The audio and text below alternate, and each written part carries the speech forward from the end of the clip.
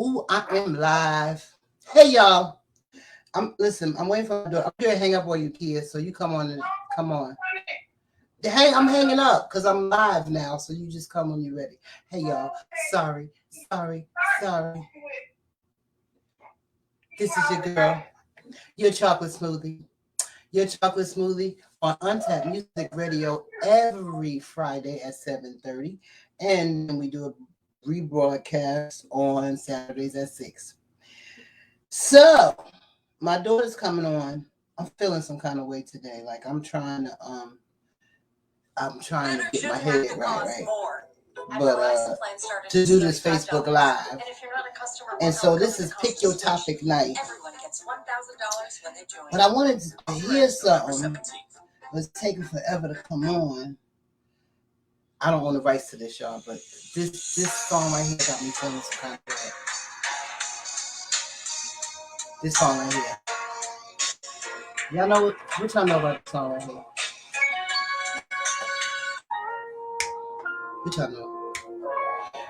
So I don't want to rights, and I am going to do a Facebook Live tonight.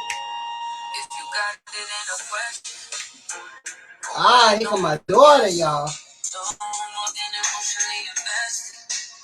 Showing you all my imperfection. Hi, Kia Kelly. Hey, mommy. I had to play this song because it got me feeling some kind of way today.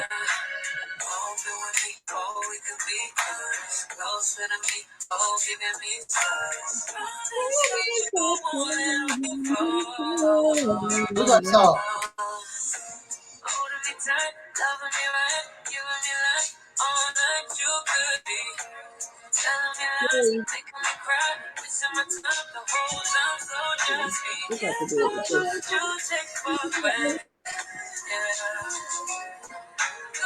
You ready, Kia?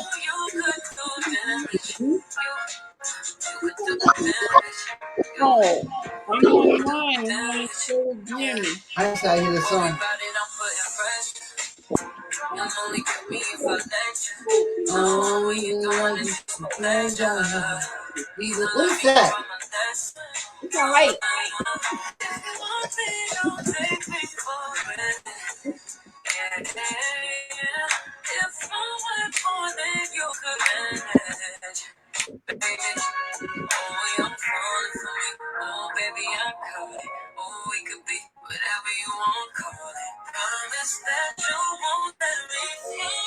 Alright. I love her. I love her music. And I like that song. So I had to hear it. So, hey y'all. Hey y'all. This is your chocolate smoothie. Valerie, well, Sister Talk with Valerie, and I am live again this week of another session of Sister Talk with Valerie. And I have my daughter Kia here with me. I've been changing up the platform a lot because here's the thing. I'm so like I'm this whole like advocate and really talking about issues and interviewing people. Like that's kind of how I flow. That's kind of like what God put in me. And so I wanted to continue in that vein because that's what Sister Talk is about, talking about things that impact not just sisters but also brothers too. But tonight is whatever your topic night. Because that's how I'm feeling. I'm tired. I don't work all day. Anybody can relate to that? Working all day and you just want to fall into bed. That's how I'm feeling today. Like my mind is like in that little like I can't think no more. How you doing, Kid Kelly? I'm doing great. How was your day? My day was good. Did you work hard? Because I worked hard today. I can't say that I did work very hard today. It was a half day, and we were celebrating a colleague of mine who got a promotion, and Mm. so it wasn't too bad. Hey Sharon. Sharon, you gotta let me know. Miss Sharon Brodus is a minister and she does these wonderful ministries on Sunday. And I can't get the schedule to when she's doing them, but Karen, you gotta send me a shout out so I can come and check out the ministry because it'd be the bomb. You be learning. I need to check Miss Sharon out because she be teaching all about the Holy Ghost and everything. It's all of that. So tonight is pick your topic night. Kia Kelly, what would you like to discuss tonight? Ooh, I like to talk about a lot of different things. Let me see what topic has been on the forefront of my mind lately. Are Mm. you following this? There's two trials that's happening.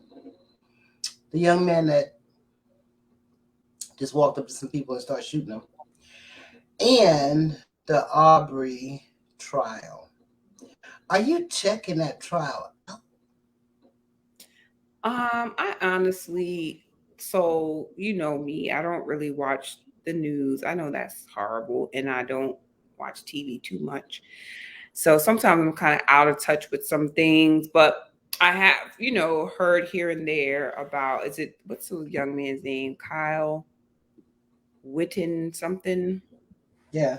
I don't remember his name, but he's a young man who was involved in the shooting that happened. Rittenhouse, I'm saying it wrong. And Yeah.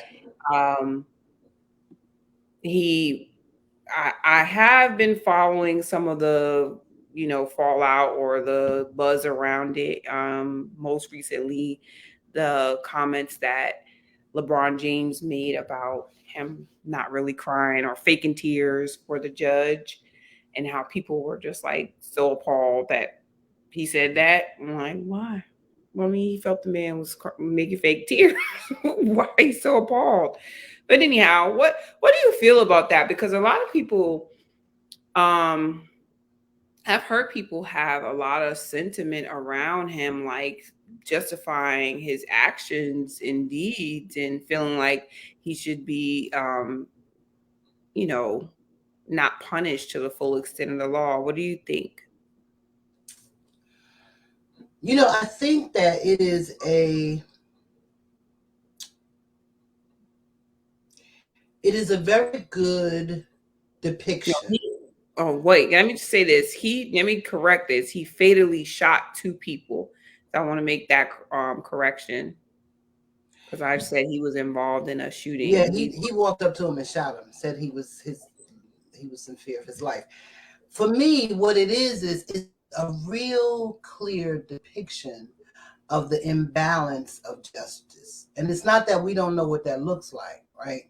But when you watch even the judge, the way that the judge responds in his trial, the way that the judge responds in the Aubrey trial, the things that people think are okay for some people, and the things that people think are okay for others, the lack of, and maybe what LeBron was responding to is, the judge was on the phone, like texting. It's a lot going on in that trial that so clearly makes some of us feel like, wow, we know that he's not of color because it wouldn't look like that. I think that is really, for me, and I'm tired of it. You know that? I am so tired of watching injustice because that's clearly what it is. I am so tired of constantly defending injustice. I am so tired of saying to people, yeah, it really happens. Like I'm at that point now. I'm just like done. I'm tired of you know this whole mindset that black and brown people are just kind of crying wolf. And I'm also tired of how we do each other. I'm tired of all of that. Mhm. What you think about it? Um, when I think of it, when I think of anything in dealing with injustice or dealing with what's going on, I always think of my children first. And so I have an 18-year-old son, same age as a young man who's on trial. And I just know that he would be under the jail if he shot two people. There'll No be no matter question. what. It No would be matter no what. question. If he walked up and shot two people and said, "Oh, I felt threatened," it wouldn't even be a conversation. It wouldn't be all of this coverage. It wouldn't eat and how he would be looked at would be somehow universal in a sense that many people, no matter their race, look at Black men in a certain way. And that you would hate, I mean, you can't help but to make those comparisons. So that's the first thing my mind goes to. Yeah. And it also goes to the fact that, there are some luxuries of youth that other races have that Black children, women, men, that they don't have. You know what I mean? You don't have the luxury of making a mistake. You don't have the luxury of doing certain things, because it's like once you do that, and killing two people is not a mistake, mind you, but I'm just saying in terms of this idea that boys will be boys, or youthfulness, or he was trying to exact justice or be brave or stand up for something somehow. It's just not, no, we don't have the luxury of doing that. Crazy. Where are my grandchildren? What do they think about this? I They're got not some gonna, grandchildren they're that's not gonna own. come home. They're not Huh? gonna come. They're not gonna come home. Not for Grammy? I don't think so. Mm-mm. Corinne, Oh. Zoe. Hey, bro, how are you? So there's a lot of stuff happening in the news. Yeah, I understand why you don't watch the news, because it's hard to watch. But it's important to watch because you need to know what's going on in the world. Like if they decided today, hey, Kia, is there something on me? If they decided today that we martial law or whatever, you need to know. You need to know for planning purposes. You need to know what's happening where. Like there's been some shifting and changing in Virginia in terms of, now you in Maryland, so that don't impact you. I don't know what your leadership looks like, but there's been some shifting and moves in Virginia's leadership that's going to impact us. So those are the kind of things we need to know. I wanted to ask you this. What do you think about the whole upset in the Roe versus Wade situation? Did you know about Explain that? that for the viewers and for me. The upset in Roe versus Wade. Well, they're trying to retract the law.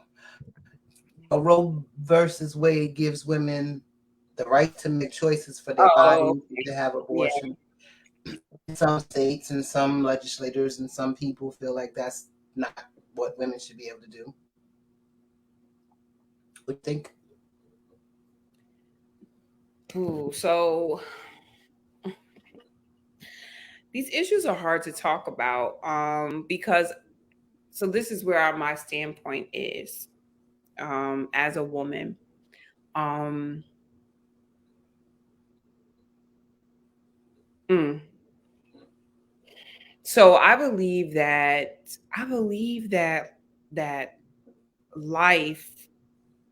I don't believe that um, life is something that starts at a certain point in pregnancy. I don't believe that. I believe that the minute that the seed is implanted and the sperm goes in and it starts, that's life. That's the beginnings of life. So I don't believe in this whole, oh well, if it's before 5 months or 3 months, like that's life. That's life. And I say that for many different reasons, personally and in my beliefs. That's what I believe. But at the same time, that is that woman's cross to bear. That's her body to decide on if she will carry life through, and go through with the pregnancy, because sometimes there are different circumstances that happen when women become pregnant, and I feel like it's a sacred thing to bring life into the world, and it's kind of tricky when you're coming in with a law and a jurisdiction and a policy around someone's body. I feel the same way about vaccinations, mandating those. And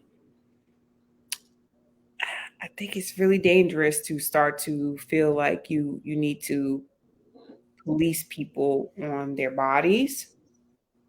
Um, so I can have my own to kind of round off the discussion. I can have my own personal beliefs about the beginning of life and what I believe religiously, or not even religiously, but spiritually, about life and about birth and about sacredness of the womb and all that stuff. But that is my belief. Like, I can't impose it on another woman. I can't say, well, this is what I believe about life, so you have to believe it too, and you have to govern your body according to what I believe. Um, that's not my place. It's not my place to And you know judge. what? That's why we can't have these kind of conversations, right?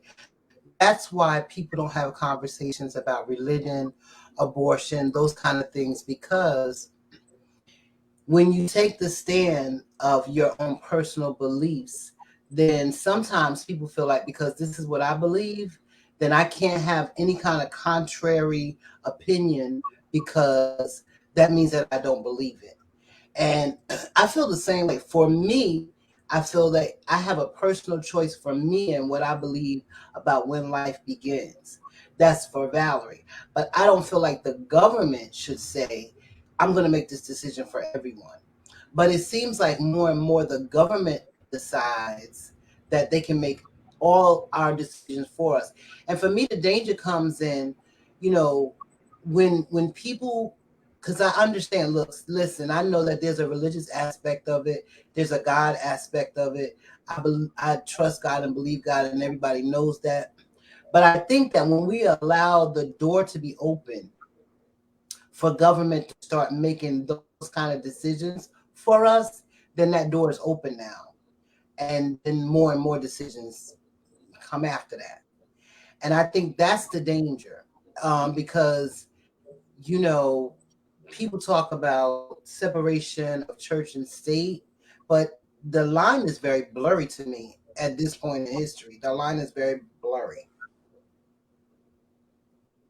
Yeah, it is. And then I think our thinking is so, sometimes, the people who are making these laws or people who are making these decisions, sometimes they're just like antiquated in their thinking, as far as there has to be a reimagining about the possibilities of things and how things should go. I think that that men should have birth control as well. Like, that should be in, other than just condoms. Interesting. I think that, it should be something available for men as well. Like, spreading that seed to multiple people, I feel like that would give men a lot of power. It would kind of, I think that's just something that can be thought of outside the box, as far as and I think that the way that women's bodies are treated through the traditional health system Sorry. organization, there's some things that are My that are glasses. really like off about how women's bodies are viewed or treated. Like, even simple things as such as the way that we give birth and women laying on their backs to give birth, and how barbaric that is, because that's the most painful way to deliver a child, is laying on your back. And it's like, why aren't we exploring what is actually the healthiest way for a woman to exist in this world? Like, why, I mean, even when it comes down to certain ethnicities, like, why aren't we being more aggressive in the search for a cure for sickle cell? Or, I mean, I feel like there's a lot of things medically that just bog my mind. But also, it's like, as people, we have to be, and I'm thinking of this more and more conscientious of the way that we navigate the world and navigate our well-being, and take ownership over our own bodies. Like, how are we practicing safety when it comes to sex? Like, that conversation needs to be had as a people holistically. Like, how are we choosing partners? How are we choosing who we lay down with? How are we choosing or how are we looking and navigating family planning? Like those things are things that you don't Gotta get the right glasses. yeah, it's things you don't leave to the government. It's things that we have to have conversations about educationally in community. Like those are real conversations. A lot of times people are like, well, it's my right, and yes, it is a woman's right to do what she needs to do with her body, but there also should be a flip side of it where we're providing more education to young women about abstinence, about birth control, about family planning, about wealth building, about how to navigate financially. We're not having those conversations, and it's like those things are important to embed within people or to think about before we get to the table about, okay, should an abortion be legal or illegal. It's like taking back the power and going, and you talk about retract. Let's go all the way back to how we are empowering our girls to feel about their bodies, to feel about themselves, to feel about their own rights beyond the law. And when you get to the abortion table, like, Yeah, but see, well, let me just read these comments first. Sharon says, however, our all-knowing God has already accounted for the abortions. He knew the women would have it before they did, and Jesus paid it all. And then she says they only want to change the law because more white women are having abortions. So my thing is this, is that I was reading the comments. My thing is that you're right. We do need to have more conversations about financial literacy. We need to have more conversations about um, abstinence, birth control. Absolutely. Now, there are communities and programs out there that do have those conversations. But having the conversation, and I always go back to what motivates us. What motivates us? Again, I can only talk about women. You could say to someone all day long, this is, let's talk about abstinence, let's talk about birth control, let's talk about health literacy, let's talk about financial literacy. I have tried to have those conversations with people. First of all, when you people don't even want to talk about money. I mean, I have sold insurance, done financial wellness coaching. People don't want to talk about it. They don't want to hear it for whatever reason. I have no idea what that is. When it comes to our bodies and what's going to make us safe, when we're in the moment, we can have the information, but when we're in the moment and we're across from that person of the opposite sex, and everything is feeling lovely, the next thought is not, what did I learn about? It should be, but it's not normally. What did I learn about safety? Is this going to be safe? Should I have sex with this person? I don't really know them. Oh, they don't want to use condoms. Oh, well, maybe next time. I don't want to say it too, I don't want to make a big deal out of it because, it might ruin the moment, or they might think XYZ. That's for real. That's the real of it. So education doesn't combat that. It's out here. Education is out here. But education doesn't combat our innate instincts. We operate a lot on instincts and reaction and what feels good and all of that. That's just, I don't know why, but that's just who we are. Hey, Miss Terry Adams. So yeah. I agree with you, but how do you combat that? Yeah, that's difficult. But then the conversations also need to be had for women, because it will be irresponsible not to have those conversations.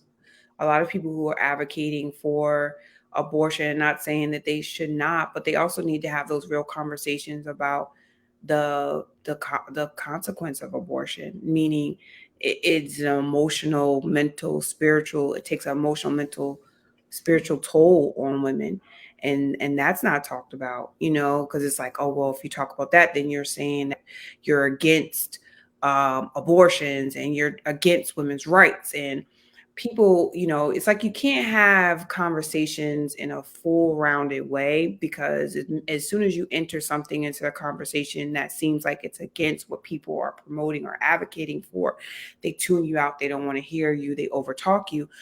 But the truth of the matter is, a lot of times women suffer in silence about the consequences or the impact that abortion has had on them mentally, physically, emotionally.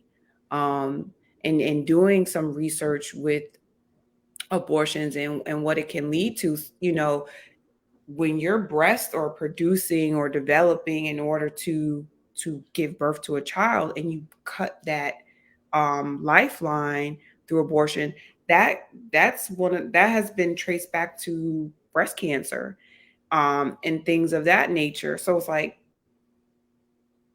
people aren't always equipped with that part of the backlash. You know what I mean? People aren't always aware of um, what happens, and then I think because when people start advocating for a certain thing, they just get. And it's not to say I'm saying we'll take women's rights away from their bodies when and that's the answer. What I'm saying is have a full conversation with women, because you have these young women who hear this and I'm like, yeah, I'm empowered. It's my body, and I should be able to do what I need to do. And then they have the abortion. It's like, I didn't know I was going to deal with this emotionally. I didn't know this is how I was going to feel. I didn't. And then where are the advocates and supporters then when they're facing that kind of thing alone? Well, where are they? Because, I don't hear people have conversations about the impact of abortion.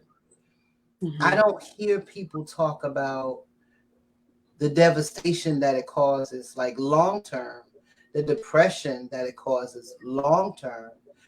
And I know that a lot of women don't even want to talk about it. They don't want. They don't want to say I had an abortion because of judgment, right?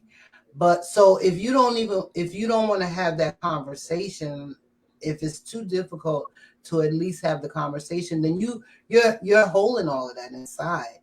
You're carrying that around. And like you said, there are some physical and emotional and mental and spiritual impacts of that. Like, I know that to be true because, just because, you know, a lot of times people are in situations, maybe they're younger. So many things happen that causes people to feel like, okay, this ain't it. You young, you tell dude, maybe dude got other kids, I'm pregnant, or I'm in school, I can't take care of this child, I don't want my parents to know, or I'm not ready for another child, or whatever the reasons are. It does not negate the long term, like you said, impact of that. Because that was a being in your body that then is not in your body any longer. Yeah. And then I think that goes back to um, wanting more of or seeing more of the older generation or women who are a little older being able to talk to a lot of young women. I don't see that as much anymore unless someone is really close with their family and they have those older aunties and cousins or grandma, or mom to kind of talk to. But there are a lot of women now who are just hearing so much from the world. They're very educated, very equipped, very savvy, very entrepreneurial. And it seems like they just have all this stuff going for them. But what I see that they don't always have, which I feel like leads to a lot of the isolation and depression, is that lifeline of support, is that wisdom, is that person that they can go to and who can hear them out without judgment and who can talk with them about certain things. And I see a lot of people who are afraid to voice certain opinions or thoughts or curiosities because they feel like I'm gonna get canceled, or people are not gonna understand, or they're gonna bash me for how I feel. And we're human. We need support in different ways, and we need to have support that's not tainted with judgment or bias or having people to kind of try to steal a voice away because it doesn't agree with their political agenda or what's trending at the moment. Or their shame. Hey, April. Or their shame. So you talked about needing to have sort of that almost generational conversations with someone who's been through some stuff with some young ladies. Well, I think maybe some people feel like young ladies wouldn't hear them out, but that's not really giving them the benefit of the doubt, right? I know that, I talk to my girls all the time, whether y'all want to hear it or not, but you know that you can come and talk to me on any subject, right? And I'm transparent like I am here. I'm transparent with my children. I tell them the mistakes I made, the challenges I went through. Yep, this happened, that happened. And part of it is for the same reason why I feel it's important to share with other women. Number one, so that you don't know that you're going through, so that you don't feel like you're going through things alone. And number two, so that people could see that, hey, I could talk about this and I'm not going to get a scarlet letter or it's real stuff. Maybe somebody can give me some information that can help me either make another decision or get through what I'm going through. And I think that's what you're talking about, Kia, the absence of people, again, not wanting to put their mask down. If you really think about it, sometimes it's almost like people have never gone through anything. They never did nothing wrong. They never did anything bad or that's suspect. Like everybody just walking around here like I just was born perfect. And that's a bunch of boo. That's not true. And I guess like why do people I know that there's shame attached to certain things. Maybe that's what it is. And maybe it's I don't want people in my business. That could be it too. But sometimes you never know how much it's your testimony and how much it's going to help somebody else. And it's helping you too while you're giving it.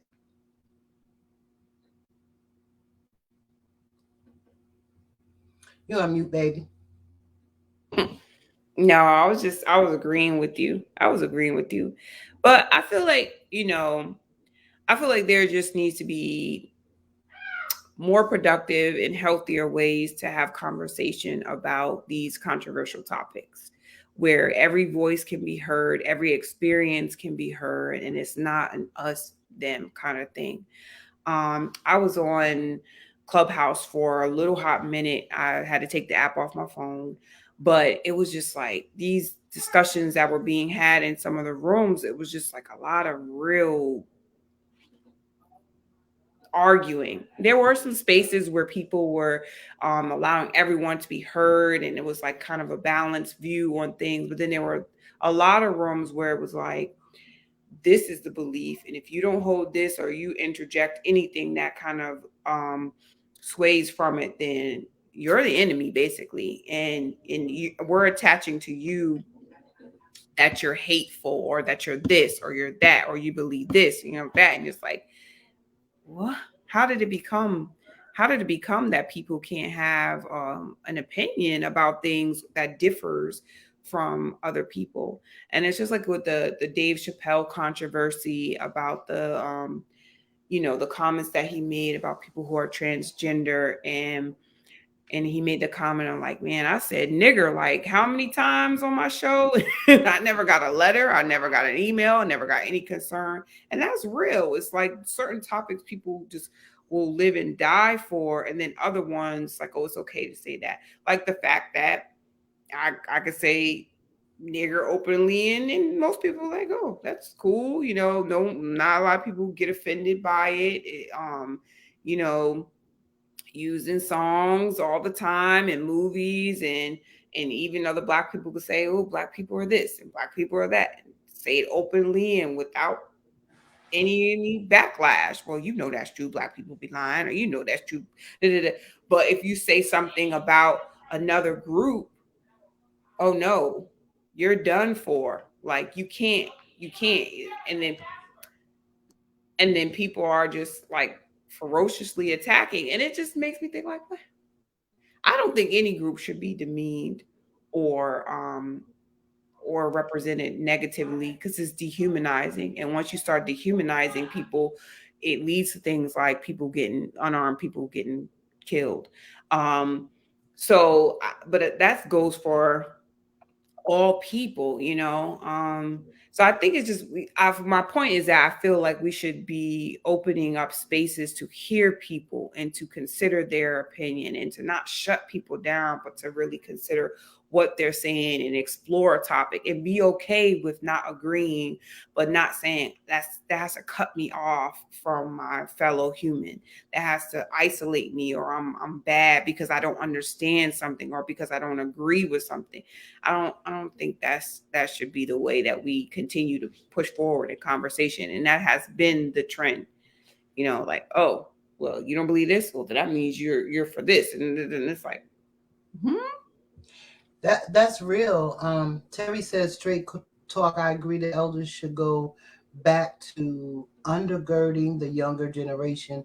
Each person needs a safe place, a space to talk real. And that's true. I think we have gone over the edge, right?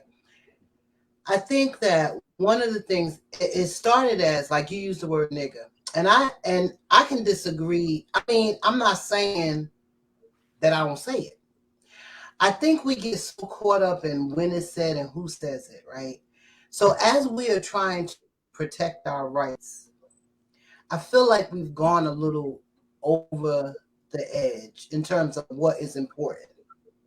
So, for instance, for me, I could have cared less about statues in Virginia being taken down because I walk past a statue don't mean nothing. I see it's a racist statue, so what? I don't care. Now, what I do care about is changing some laws that are discriminatory, because you can take down 1 million statues and a black and brown person is still going to get more time. There's still going to be laws discriminating in employment and everything. So for me, it's about picking and choosing the battle. And to me, that wasn't a battle that I was interested in. Now, I know some people were. For them, that was like a triumph. Yay, they took down the statue. My thing is, okay, they took down the statue. Now what? Now what? I mean, is things any better? And I also think that, like, we're talking about abortion, and you said this is a very sensitive subject. There are some subjects that people refuse to have, like religion. For me, you could talk about religion all day with me. I don't debate my relationship with God, because I don't have to debate my relationship with God. It's just that I don't. But that doesn't mean that I'm gonna say, "Oh, you're this, so you are different," or "You let's talk about them people."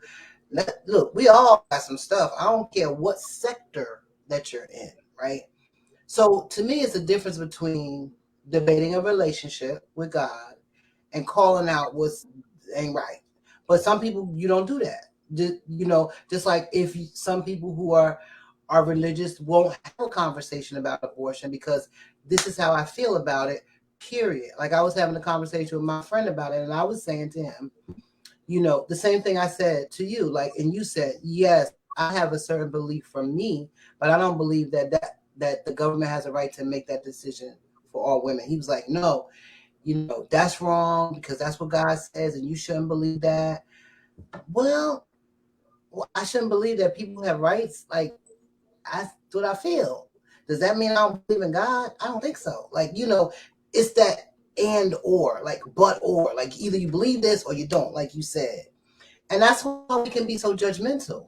That's why we can look at folks and decide what's right and wrong for them, how they live their life, when they live it, what they're supposed to be doing, because we are so judgmental. And a lot of times we're holding ourselves in judgment. So because we hold ourselves in judgment, we feel like it's okay to hold everybody else in judgment. Mm. Yeah. It's interesting. Like, recently I've started talking to someone who has very different views from myself, and even my son has very different. You talked to my son. He's very interesting. And not in a bad way. He just believes things. He believes he has a different view, and often I'm thinking like, oh wow, when he gets into the college classroom of today and he starts voicing his true opinion, even he has some apprehension about it because he knows a lot of people don't believe what he believes. But as a mother, I'm like, oh my God, I just hope that people don't attack him or paint him to be something he's not based on his views, because he's 18, he's still forming, he's still developing, he's still learning, um, what he believes, and it's just like he has a right to do that. He has a right to believe certain things about religion and money and how he should move about in the world. That is his right. Um, and with the climate today, my concern is that he's in a college classroom with a lot of other young people, and he says how he feels, and all of a sudden he's canceled or he's labeled something, and it's a scary thought. And it's like, with me thinking about that, it has helped me to kind of reframe how I respond or approach someone who has different beliefs than myself, because I want that grace for my child. And I want to give that grace to other people. Um, and I want that grace for myself when I express how I feel. So I think it's just a matter of, someone else's opinion or beliefs are is their right to have, and it doesn't have to be a cause for a war. you know Yeah, but it's so much a part of who we are. Like, you know, it's always that what is so and so going to think. Even people that appear to be my experiences, even people that appear to be very sure of themselves, and I don't care what nobody say. It's always what people are going to say. A lot of times that drives people. I know that there are times when like I'm very transparent, and I'll have conversations, and then like I'll replay some of my Facebook lives, and I'll go, "Ooh, you said that." And for a minute, I'll go, "Oh," like even certain people. I wonder if so and so saw that. Then I'll go, "Okay, and what?" I guess more and more for me, more and more for me, I feel like this. I can't hide anything from God. He knows everything about me. So if what you feel about me, and a lot of times it's not even what people know, it's what they think about you. If what you think about me is going to change your perception of me, like as a person, and we are good like that, we friends like that, and we really wasn't good like that. We wasn't friends like that. Mhm. And Mhm. I was listening to this pastor talk about people that's on your boat. People are always on the winning team. If you on a boat and it look like you winning, then you got all kinds of cheerers and yay, right? But let some rough times come. Let you be unfavorable and watch people start jumping ship. Like, so you Mhm. kind of can't always care about what you who you think you're pleasing, because people who are for you regardless. People Mhm. who are just on board just because they like where you going. They don't even necessarily might even like you. They like where you going. Or Mhm. they like what you sound like. They like what you look like. That don't mean they're for you. There's some ride or die people in my life that I know are ride or die people. And they could care less where the ship is going because they going with me. You know what I'm saying? Those other people, okay, because you ain't never gonna please everybody. You could be Oprah, whoever you think is the greatest person in the world. I mean, Jesus, they ain't like him. It's gonna be haters. It's gonna be people that think, well, she's beautiful, but her nose is crooked. Well, you know, he's Mhm. okay, but his left arm look a little short. Yeah, they gonna find something. I don't care what. So wasting so much energy trying to please other people just makes me, I don't know about nobody else, unhappy because ain't nobody got. I don't got time for that. Yeah, I got to that point in like college, and I I think it angers some people when I think about the things, the conflicts that I've Hey, had. Miss Like, Bonita. I'm sorry, hmm? I had to say hi. Oh, I had to say hi to Miss Bonita. Go ahead. oh, when I think about the conflicts that I've had, like in the workplace or just with different people, one of the things I feel like kind of drives people crazy is I'm just like sometimes it's oblivious to the stuff going on, like the politics or The how, drama. yeah, the drama. I'm like, I don't care. I don't care. I mean, I don't know. Certain things just don't like interest me in that way. And I want to just keep the main thing. And I want to be purposeful. Not saying I'm not human and, my feelings don't get hurt or that I don't hear or see some things going on. But for the most part, I miss a lot of stuff going on around in terms of drama because I don't know. I'm not interested and I don't like disruptions to my peace. I have enough things that cause me anxiety and it's stuff that's personal to me. Like it could be little crazy stuff. I don't need to add to it by adding additional stress of how people are going to think or going to feel about me and how I look or how whatever. Whatever. Um Boundaries, right? So Les asked me, she said, Val, I'm gonna have this women's I think it's gonna be a convention or something. And she asked me to speak. I was very humbled. The subject is boundaries and peace, right? It's in February. And when I thought about, she said, God told me that you had something to say about this. And I thought about it, God, what do I got to say about this? And as I thought about it, one of the things that I did realize was this. For a long time in my life, I did not have boundaries. And as I look back over my life, there are parts of it where I feel like my mom should have gave me more boundaries in certain areas, right? So because of that, I didn't have boundaries. And not having boundaries means that I allowed people to cross what wasn't no boundaries, right? So they were able to cross back and forth in my peace, in my space, or I found myself giving so much trying to help somebody else and fix somebody else, whether it be a family member, take care of somebody else, or a relationship, no boundaries, right? And because I had no boundaries, I would get to this place where I was depressed and angry and mad because so and so just be taking advantage of me. And I'm so sick of X, Y, and Z. And why X, Y, and Z? And it took me a long time, probably when I turned 50, and God really had to work on me, for me to recognize that I gave away my peace. If you do something for somebody and you talk about it later, you're not doing it from your heart. If you say, because part of me was so much of a caretaker that I didn't know who I was if I wasn't taking care of somebody. But on the same hand, I was tired. Like, oh, the family calling me for this, and oh, I got to do that, and stressed out about their problems, my problems, and trying to fix everybody else's problems. There is no peace in that.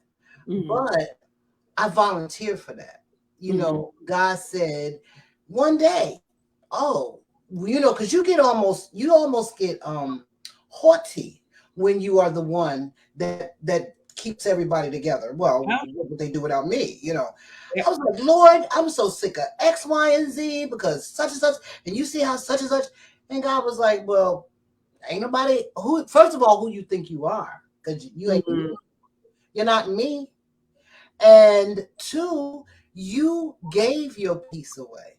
And then now you're mad about it. Now you want to talk about how stressed out you are because everybody tugging on you. When you giving them the material, here, tug on me. So boundaries are really, really important. And I don't know whether it's guilt or feeling like we are the only ones to do it, or whether it's I don't know what it is. Control. That's right, Miss Bonita. Controlling, whatever. But we got to check ourselves when we feel like, oh, I'm so drained because everybody pull on me. Well, stop giving them permission. Yes. To take Yes. That's true. That's good. That's really good stuff, especially for women. I had a conversation with Zoe, 9 years old, and I moved into a smaller space, so it's just me and the girls. This mom.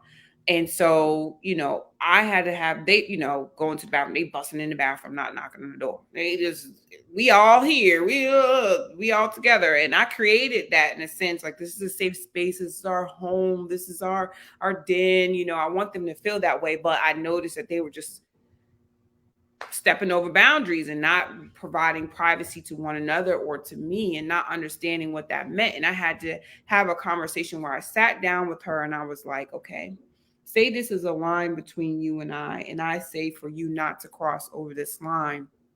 This is me creating a boundary. And she was like sad about it at first. She was like, oh, because she saw it as a separation. She saw it as me pushing her away. She saw it as me breaking this bond because, we're so close. But even the Bible says that that's not good to be so overly affectionate. I don't remember the scripture, but there's a scripture in there that warns against just being too wrapped up. And it made sense for me in that moment because she didn't understand that I, as a woman, and even she as a little girl, has a right to create a space that is just our own.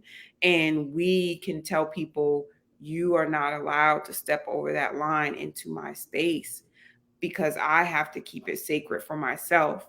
And I had to explain to her, it didn't mean that I loved her any less or we were any less close, but that it was healthy and it was good that we would create these spaces for ourselves and that we would respect those spaces of one another. And she got it. She understood it. And I talked through it and I was explaining what it was about, and she understood it. And I want that for my daughters. I want that for my son, for them to be able to say, this is my boundary, this is my space, this is my expectation of how you are going to treat me. Because sometimes when we don't set those things up, and you said this to me for many years, when I was in a relationship, you like, when you gonna say this or that, or when are you going to expect something different? And I will always feel like, but I can't help how they're treating me. I didn't feel like I had power to change how someone was treating me. And it's not until getting older and wiser that I understood, oh yes, I do. I do not have to accept a person treating me a certain way. And I think people feel like Zoe felt, if I place this boundary, then I'm going to create a separation. And that means I'm going to be split or separated from this person. Or even I hear people say, well, when I say or assert this, then they're going to respond by pulling away or going away. And then I'm going to be alone. And it's like, that is absolutely that person's choice. And of course, it's not something that you want to happen with people you're really close with, but it is your right to protect your own space. And if they are feeling like they should not have to respect that, that is a very unhealthy relationship, because you should be able to say, when you do this to me, it hurts me, or I feel disrespected, without the person saying, well, I'm just going to take all my love away then. What Mm, relationship is that? You know what I mean? It's so. that's a relationship that we created. That's Mhm. like not being able to say no. Well, you know, it's 2 o'clock in the morning. My nephew, my niece, my daughter calls me up and says, um, hey, it's 2 o'clock in the morning. I was out at the club. My car broke down, or my friend left me and I can't get home. Now, the feeling is, oh my goodness, my family member is stranded, and they called me and it's 2 o'clock in the morning and I should go get them. Now, how about I'm tired, I don't see well at night, I don't really have that much gas, I don't want to get my car ain't working right. So we feel compelled, let me go save, Captain Save, right? This person, because if we say, you know what, I can't do it, then we're a terrible person because we say, no, I can't do that. You got there? Did you get there? Where your friends at? I had to learn that. Like, there are times when, and you've said this to me too. Now, I'm good with everybody else in the family. Sometimes I have some difficulty with my children, right? Even though they are adults, saying no or feeling like, because they're my kids, I'm supposed to. But I'm learning, right?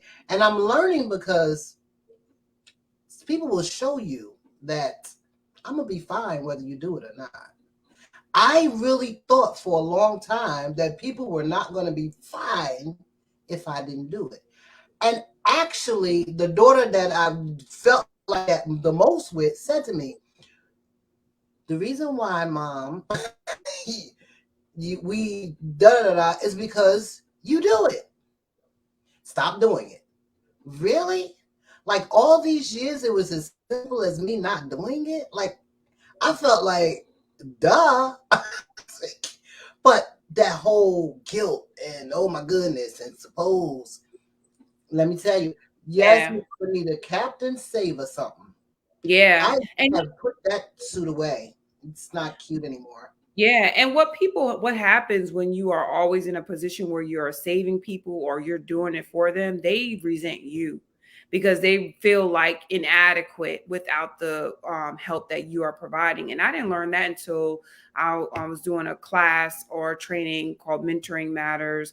And we're talking about being coaches for teachers in the classroom and how you can kind of cripple people, and you should be a change agent, a growth agent. So you should be helping to build people's capacity versus handicapping them in certain ways. So if you're always providing a certain service or you're always doing something, you're not helping that person to grow in that area because they are looking at you as the resource, as the tool for that area when they can be the resource and the tool for themselves. And so when you shift your thinking to think, okay, well, how can I help to build your capacity so you can do this thing? Then that person or that teacher is able to grow in that area when and you are able to help them as a change agent versus being the one who always does whatever you're always doing. And it's kind of like we are patting, like you said, we're patting ourselves on the back, like, look what I'm doing. I can come in here and do. And this year, for example, I was going in and providing demo lessons for teachers, really teaching the classroom. And I'm teaching them, da, da, da, da. And I looked over, and one of the teachers was grading papers. And I'm teaching, and one of my specialists said to me, so what is a teacher getting from this experience? What are they learning? And I was like, Mm. what they were learning was that when Miss Reed comes in, I can take a break and get off my feet and grade some papers. And that's totally a misuse of what I'm there for. I'm not helping that teacher at all. And in fact, I'm making them feel like I can't do what she does. And what I'm expressing to her is, I know more than you and I can do this a little better. So let me take over and teach your class for you because you're not capable of doing it. That is totally me not trusting or believing in that person's capacity and big upping myself or making myself feel more worthwhile, more valuable when I come in and take over in that way. And it's the same thing in our relationships with people. When we come in and become the savior, we're making that person feel like you don't quite have what it takes to do this thing. You're inadequate, and I don't believe that you can do any better than what you're doing right now. But when we say, okay, I can support you and I can model for you, or I can discuss with you what is a way out of this situation, and then step back and let them actually take over and support them along the way if they stumble and let them know you can do this, you got this. Let's regroup and let's see what went wrong, and come on, let's keep going towards our goal. And when people accomplish something, that is like life changing. Like, I did this. I did what I thought only you could do, but I did it on my own. And like, Mm. then you're really helping someone. Then you're really helping them to grow in a way that will supersede your usefulness in that area of their lives. And that's what you want to do. You don't want to be the crutch forever. That is so. Now that's an ouch for me because I've always been that. Let me do it for you, not thinking about how it was making the other person feel. But the other piece about that is you got to be willing to let that person fall or not do it right. You know, Mm-hmm. it's almost like, let me fix it so it doesn't go the way I think it's going to go. You have to be willing. This is what I learned to say, you know what? If they fall, that's their fall. That's their lesson. What I Right. learned is that I have interrupted so many times people's lessons, their life lessons, their blessings, their path by intervening. Because that's not my job, that's God's job. But I Mhm. thought, well, there are people I care about, so I need to intervene so that the blow is a little cushioned and so that it ain't so bad and da da da da da. But that stops the lesson. Because guess what? They're gonna come back with that same lesson again because they ain't learned it. Because you didn't, I didn't let them learn it. I Right. did what you said. Oh, she gonna do it for me. That's not good. That is like teaching, a person to fish instead of giving them the fish. Right. Right. Yeah. And I went through it with my son with applying to college. I'm like, okay, this deadline's coming up, and I'm on him. And I'm like, at a certain point, I said, well, you don't get your paperwork in, and you don't get this done, then this is the consequence. Like, you have to learn on your own. You're about to be on your own. So I can't. And then, you know, he said to me, like, Mom, I just need your encouragement.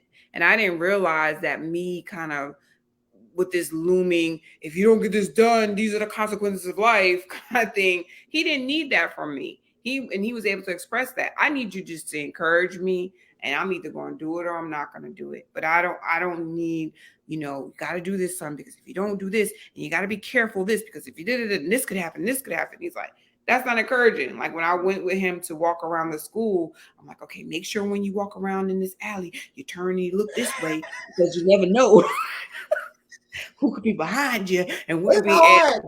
Well, It listen, wasn't when you're a helping him parent, though. Yeah, it was just freaking him out more. He was like, Mom, you just keep saying be careful. I'm like, I know. There's so many things for you to be careful of. And I'm just like, no. I had to be, he's like, I know what I need from you. I need your encouragement. And I had to be like, you're going to be fine, son. Be careful, but you're going to be fine. You're going to do great. And if you need me, I am here. I am a call away.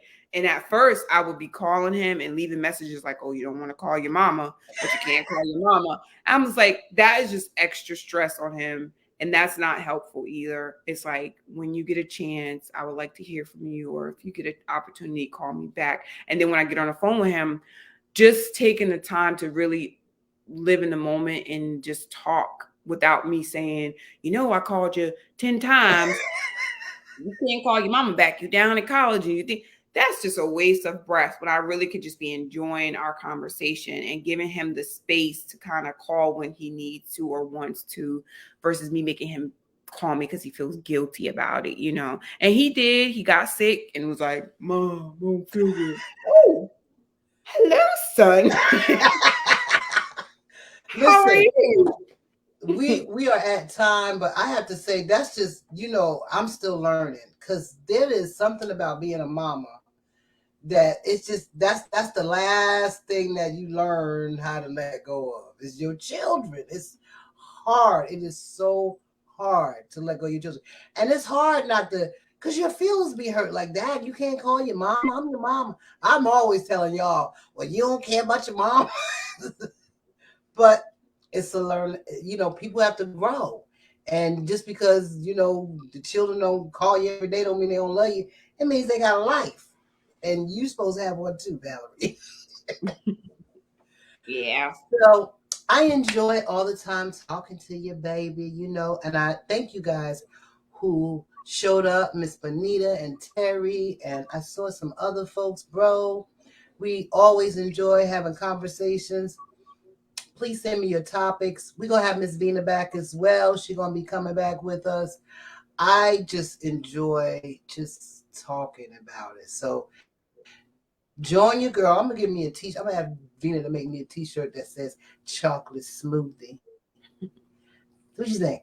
You want a chocolate? You ain't chocolate smoothie. You could get strawberry smoothie or something like that. No. I'm thinking I'm gonna get chocolate smoothie. Yeah, yeah. So this is your girl, Sister Talk with Valerie, your chocolate smoothie. Chocolate smoothies are good. You know what I'm saying? They thick and chocolate. Anyways, we don't be having that face. You can tune in every Friday at 7:30 to hear the replay on Untapped Music Radio. That's right, Untapped Music Radio, y'all. If you don't know, you better get with it. And thank you so much for being with me tonight. Have a great evening. And as always, I love y'all. Thank you, Kia Kelly. You're You're the welcome. best. Mommy That loves was you. love you too.